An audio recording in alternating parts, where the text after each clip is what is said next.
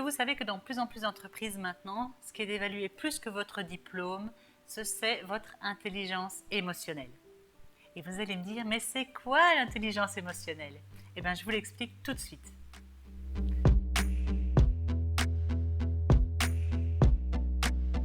Mais qu'est-ce que c'est donc l'intelligence émotionnelle? C'est notre capacité à nous adresser efficacement aux autres et à nous-mêmes. C'est un peu notre capacité à identifier, à comprendre et à maîtriser nos émotions et celles des autres et de pouvoir agir efficacement avec. On a eu trop souvent tendance à réprimer nos émotions.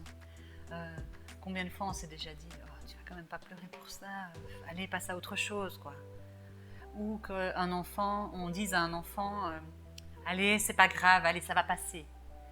Et donc pourquoi est-ce que c'est important d'écouter nos émotions? Parce qu'elles sont là pour nous envoyer un message. Et en la réprimant, ce message, on ne l'écoute pas et donc on ne s'écoute pas soi, on n'écoute pas ses besoins.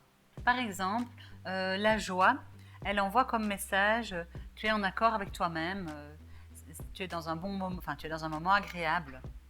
La colère, elle va envoyer le message attention, envahissement du territoire, physique ou psychique, ou ça peut être aussi face à une frustration. Par exemple, la peur, elle nous indique un danger réel ou potentiel.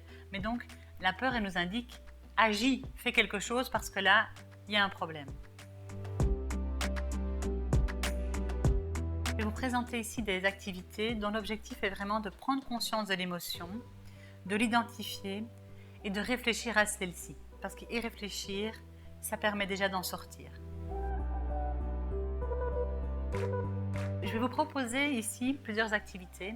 Par exemple, ici la première, elle a comme objectif de prendre conscience de l'émotion, identifier ce qui l'a provoqué, réfléchir dessus pour pouvoir en sortir, si c'est une émotion désagréable. Le premier exercice, il faut simplement avoir le dessin d'une main et penser à une situation où il y a eu une émotion. Donc ça peut être une situation agréable, une situation désagréable. Ça, c'est un petit peu à vous de choisir sur quoi vous voulez travailler. L'exercice, c'est d'identifier les sensations physiques liées à l'émotion. Donc, par exemple, je sais pas, moi, c'est le jour de ton anniversaire, tu as des copains qui vont venir. Quelles sensations physiques? Tu transpires un peu, tu as chaud, tu as les mains un peu moites. Les pensées, tu te dis chouette, mes copains vont arriver. 3, en action, tu cours dans toute la maison, tu es en train de préparer les dernières choses à faire. Et le point 4, le quatrième doigt, ce sera pour tout ce qui est parole, son. J'ai mis de la musique et j'ai un peu dansé, ou je me suis dit oh super chouette, mes copains vont arriver. Voilà, les paroles. Au 5e doigt, on nommera l'émotion, en faisant attention à ce qu'on a noté pour les 4 doigts précédents, qui nous donnera une indication sur effectivement l'émotion qui est liée à cet événement. Cet exercice peut être chouette à faire donc, avec des émotions agréables comme désagréables. Elles auront des avantages des deux côtés. Le fait de faire cet exercice avec une émotion agréable va prolonger le bien-être parce qu'on va se replonger dans cette situation agréable, on va y repenser, ça va provoquer de la joie chez nous. Et le fait de faire l'exercice avec une situation où l'émotion qui sous-tend est plutôt désagréable va faire que cette situation, comme on l'aura bien expliqué, qu'on aura mis des mots dessus, aura tendance à plus facilement s'effacer.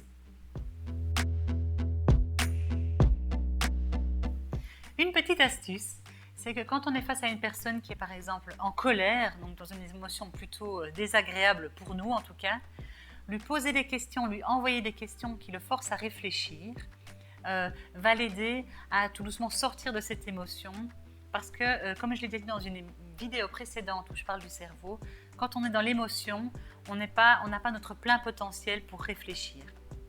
Et donc ça, c'est vraiment important de l'avoir en tête. Alors, pour les plus grands, ou simplement une autre manière de faire pour travailler sur les émotions, c'est faire le jeu du portrait chinois. Donc, on pense à une émotion, par exemple la peur. Si la peur était un animal et j'écris le nom d'un animal. Si la peur était la météo, si la peur était une couleur. Et donc, je réponds comme ça à différentes questions pour après laisser ma main me guider dans un dessin de l'émotion dans laquelle je suis. Alors, ce qui est important de savoir, c'est qu'il n'y a pas de bonne ou de mauvaise réponse. C'est vraiment l'enfant, la personne qui mettra ce qui lui vient à l'esprit.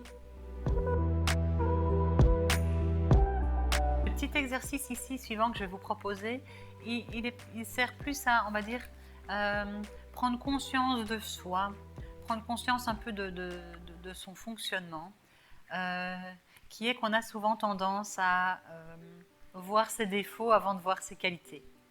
Et donc ici, c'est vraiment pour montrer à l'enfant ce côté, on voit plus facilement chez les autres et chez soi ce qui ne va pas plutôt que ce qui fonctionne.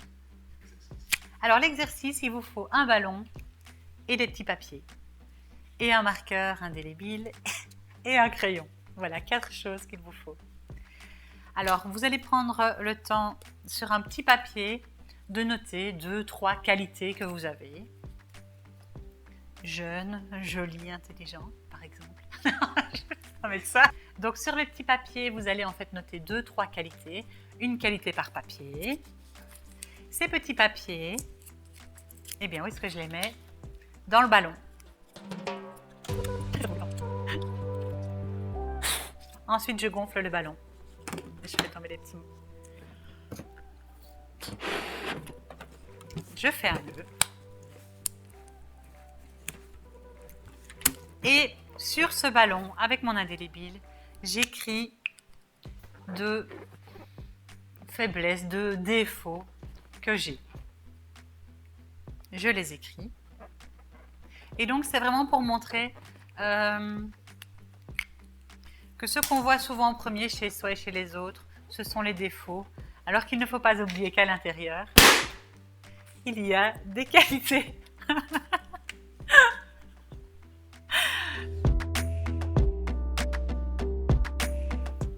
Une autre petite activité à faire, c'est des exercices de respiration, donc dans tout ce qu'il y a dans la méditation, dans le yoga, de vraiment regarder au fond de soi les sensations que l'on a, quels besoins est-ce qu'on ressent, et ça permet quand même souvent de s'apaiser par rapport à une émotion si celle-ci est plutôt désagréable. Et la dernière activité que je dirais, ou plutôt le petit exercice à faire par rapport aux émotions, c'est vraiment de se questionner en fait.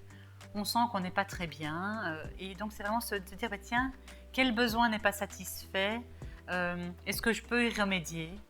Oui, non, et si oui, ben, j'agis, et sinon ça peut être aussi de se dire ok, je lâche prise. Et bien voilà, j'espère que ça vous a plu.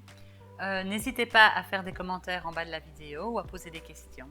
Et je vous souhaite une très belle semaine. À la prochaine!